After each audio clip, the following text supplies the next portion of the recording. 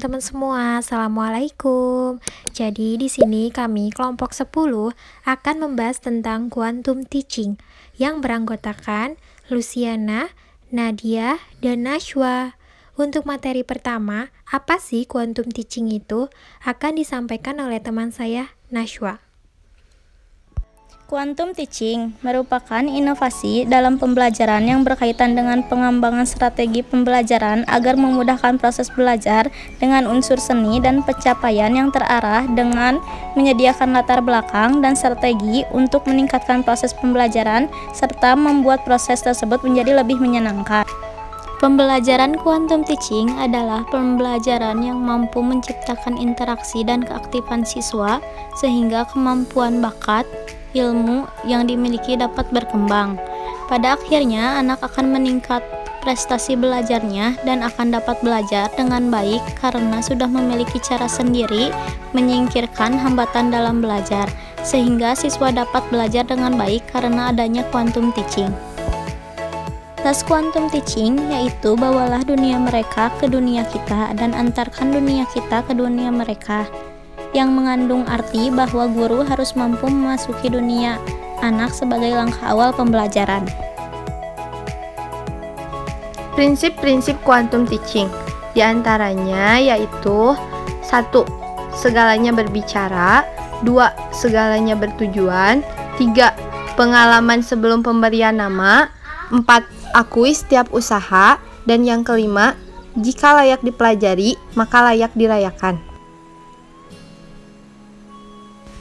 Tujuan pembelajaran quantum teaching yaitu untuk menciptakan lingkungan belajar yang efektif, menciptakan proses belajar yang menyenangkan, menyesuaikan kemampuan otak dengan apa yang dibutuhkan oleh otak, membantu meningkatkan keberhasilan hidup dan karir, serta membantu mempercepat dalam pembelajaran.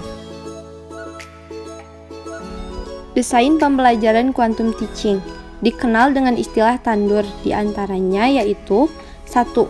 Tumbuhkan. Konsep tumbuhkan ini adalah sertakan diri mereka, libatkan mereka, ajarkan mereka, puaskan keingintahuannya, buatlah peserta didik tertarik atau penasaran dengan materi yang diajarkan. 2. Alami. Konsep alami ini mengandung arti bahwa dalam pembelajaran, guru harus memberi pengalaman dan manfaat terhadap pengetahuan yang dibangun peserta didik, sehingga menimbulkan hasrat alami otak untuk menjelajah. 3. Namai. Penamaan dalam hal ini adalah mengajarkan konsep melatih keterampilan berpikir dan strategi belajar. 4. Demonstrasikan. Tahap ini ialah memberi kesempatan kepada peserta didik untuk menunjukkan bahwa mereka paham, sekaligus memberi kesempatan untuk menunjukkan tingkat pemahaman terhadap materi yang dipelajari. 5. Ulangi. Tahap ini terdapat pada penutupan, dilaksanakan untuk memperkuat koneksi saraf dan menumbuhkan rasa "aku tahu bahwa aku tahu", dan dilakukan secara multimodalitas dan multikecerdasan. 6. Rayakan. Tahap ini terdapat pada penutupan pembelajaran untuk mengakhiri pembelajaran, memberikan rasa tuntas menghormati usaha, ketekunan, dan kesuksesan yang akhirnya memberikan rasa puas dan kegembiraan. Selanjutnya, kelebihan quantum teaching. Pertama, membimbing peserta didik ke arah berpikir kreatif dan produktif. Kedua, proses pembelajaran dapat dilakukan dengan aman, nyaman, tenang, dan menyenangkan. Ketiga, peserta didik dirangsang untuk aktif mengamati, menanya, menalar, mencoba, dan membangun jenjang. Yang keempat, menyesuaikan teori dengan kenyataan dan peserta didik dapat mencoba melakukannya sendiri. Dan yang terakhir adalah melatih dan membiasakan guru untuk berpikir kreatif dan inovatif sesuai dengan tuntutan quantum teaching.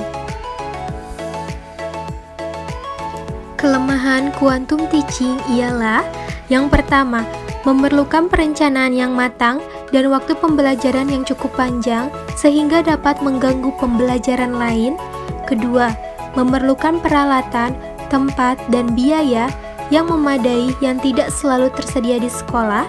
Ketiga, Perayaan yang dilakukan untuk menghormati usaha peserta didik baik dapat mengganggu kelas lain.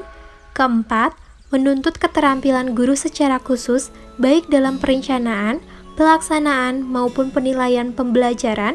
Dan yang terakhir adalah menuntut ketelitian dan kesabaran yang sering diabaikan, sehingga apa yang diharapkan tidak tercapai secara optimal.